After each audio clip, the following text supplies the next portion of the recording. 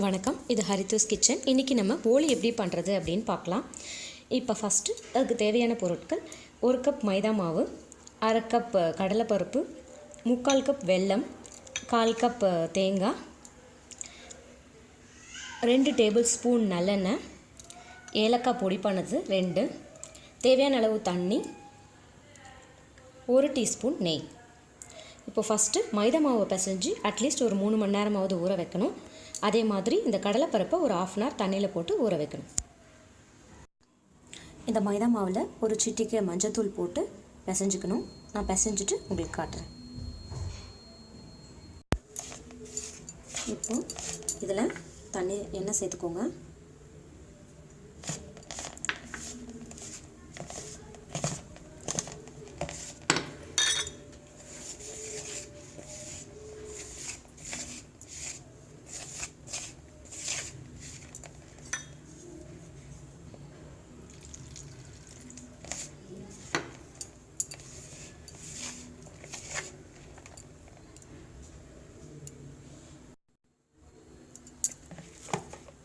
இந்த மாதிரி நீங்கள் பிசைஞ்சிக்கணும்.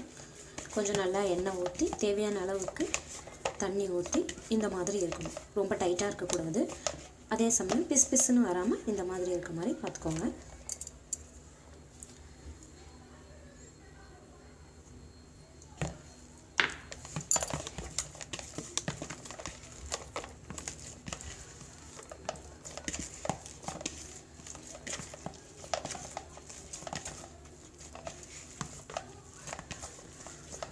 நீங்கள் எவ்வளோ எண்ணெய் ஊற்றுறீங்களோ அதுக்கேற்ற மாதிரி ரொம்ப சாஃப்டாக இது வரும் ஊறின பின்னாடி. இப்போ நான் வச்சு அந்த 2 டேபிள் ஸ்பூனும் ஊற்றி பிசைஞ்சு வைக்க போகிறேன். இப்போ இது ஒரு 3 ஹவர்ஸ் கழித்து நம்ம பார்க்கலாம்.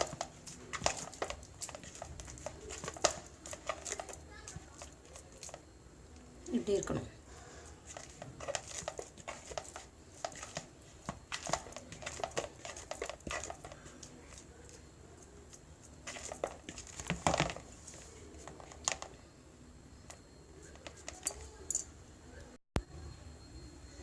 கடலைப்பருப்பை நல்லா கழுவிட்டு இந்த மாதிரி ஒரு 1/2 அன் ஹவர் ஊற வைக்கலாம்.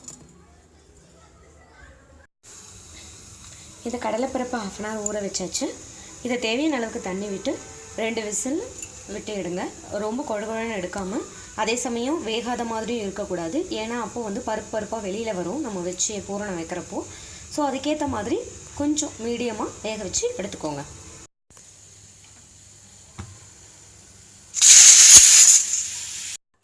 இப்போது இந்த வெல்லத்தை இந்த பாத்திரத்தில் போட்டு கொஞ்சமாக ஒரு 2 டேபிள் ஸ்பூன் தண்ணி ஊற்றி இதை நம்ம இப்போ காய்ச்ச போகிறோம்.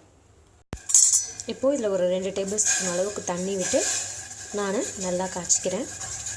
இது நல்லா இந்த கட்டியெல்லாம் கரைஞ்சி வந்த உடனே, இது கம்பி பதத்துக்கு இருக்கணும் அப்படின்லாம் இல்லை, நல்லா கரைஞ்ச உடனே இதை எடுத்து நம்ம ஃபில்டர் பண்ணிக்க போகிறோம். இதில் இருக்க ஏதாவது மண் அந்த மாதிரி இருந்தால் டஸ்ட்டை எடுக்கிறதுக்கோசரம் தான் நம்ம இந்த மாதிரி பண்ணுறோம்.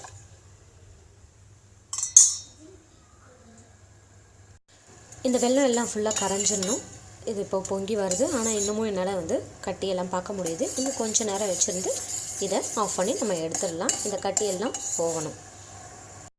இப்போது நம்ம இந்த வெல்லத்தை காய்ச்சி வச்சுருக்க வெல்லத்தை நான் வடிகட்டிக்கிறேன்.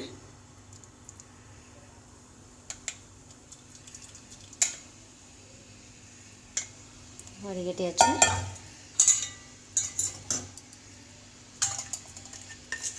இதில் நான் 2 விசில் விட்டு இந்த பருப்பை நல்லா மசிச்சு வச்சுருக்கேன்.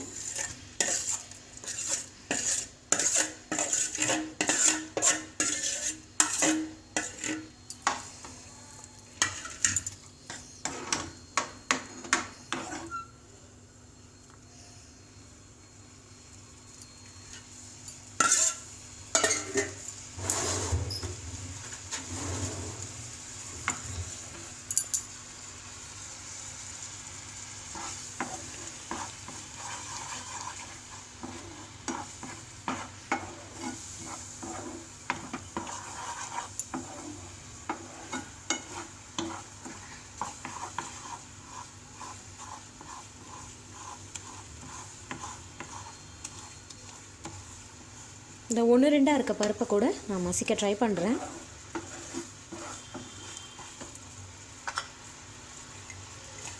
இந்த 1/4 கப்பு தேங்காவையும் இதில் போட்டுருங்க. ஏலக்காவோடு இருந்துச்சு, அதையும் போட்டுட்டேன்.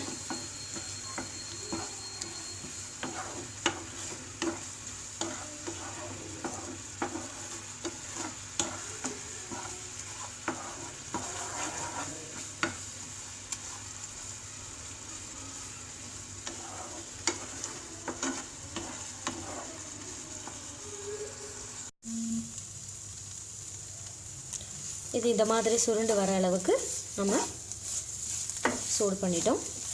இதை ஆஃப் பண்ணிவிட்டு நல்லா ஆற விட்டுட்டு அடுத்து நம்ம ஸ்டஃபிங் ரெடி பண்ணலாம். இந்த பூர்ணம் நல்லா ஆறின பிறகு இந்த மாதிரி நான் சின்ன சின்ன உருண்டையாக உருட்டி வச்சுருக்கேன். இந்த 1 கப் மைதா மாவு எடுத்தோம் இல்லையா, அதை நம்ம பிசைஞ்சு 3 மணி நேரம் ஊற வச்சதையும் நான் இப்போ சின்ன சின்ன உருண்டைகளாக உருட்டி வச்சுருக்கேன். ஆக்சுவலி நம்ம பண்ண இந்த பூரணம் வந்து பார்த்திங்க அப்படின்னா 10 உருண்டை வந்தது ஈக்குவலாக. அதே மாதிரி இதுவும் ஒரு 10 உருண்டை வந்தது. இந்த மெஷர்மெண்ட்டுக்கு இவ்வளோ தான் வரும். ஸோ இதை நான் வந்து எப்படி வந்து தட்டி நம்ம போலி பண்ணுறது அப்படிங்கிறத காட்டுறேன். இப்போது இந்த மாதிரி ஒரு குண்டா எடுத்து இதை ப்ரெஸ் பண்ணிக்கோங்க. ப்ரெஸ் பண்ணிவிட்டு இப்போது எடுத்து பார்த்தீங்க அப்படின்னா இந்த மாதிரி இருக்கும்.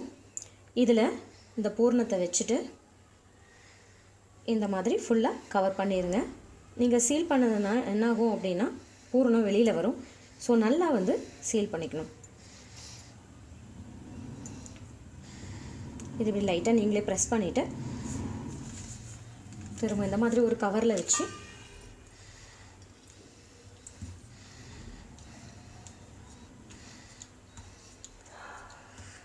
ப்ரெஸ் பண்ணிங்க அப்படின்னா உங்களுக்கு பூரணம் அதிகம் ஆகாமல் வெளியில் போகாமல் இப்படி வரும். இப்போ நான் இதை எடுத்து தவால போட்டு எப்படி பண்ணுறதுன்னு காட்டுறேன்.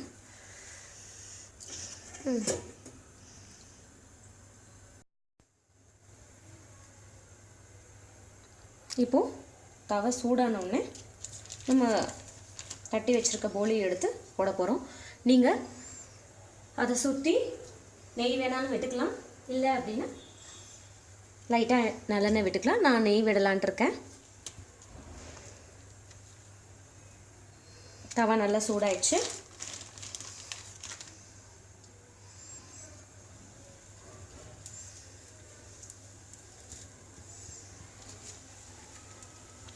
இந்த மாதிரி மீதம் இருக்க உருண்டையெல்லாம் வச்சு பூரணம் வச்சு நான் பண்ண போகிறேன்.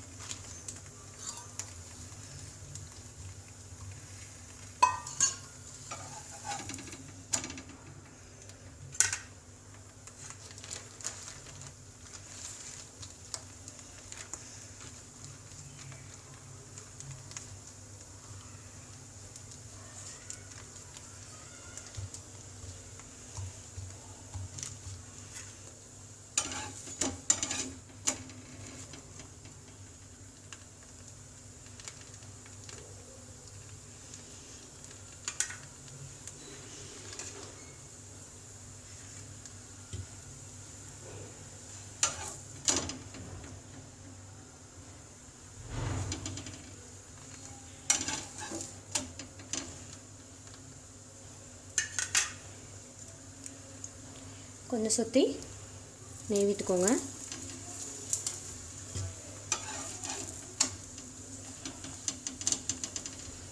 ரெண்டு பக்கமுமே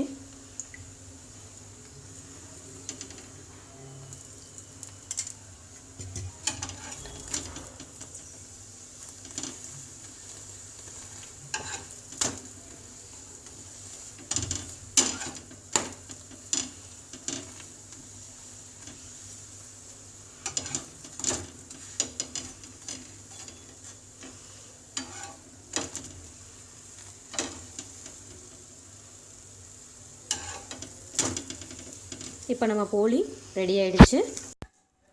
சுவையான போலிகள் தயார். இந்த வீடியோ உங்களுக்கு பிடிச்சிருந்தது அப்படின்னா லைக் பண்ணுங்கள். பக்கத்தில் இருக்க சப்ஸ்கிரைப் பட்டனை கிளிக் பண்ணுங்கள். ஃப்யூச்சரில் நான் வீடியோ அப்லோட் பண்ணேன்னா உங்களுக்கு நோட்டிஃபிகேஷன் வரும். தேங்க்ஸ் ஃபார் வாட்சிங்.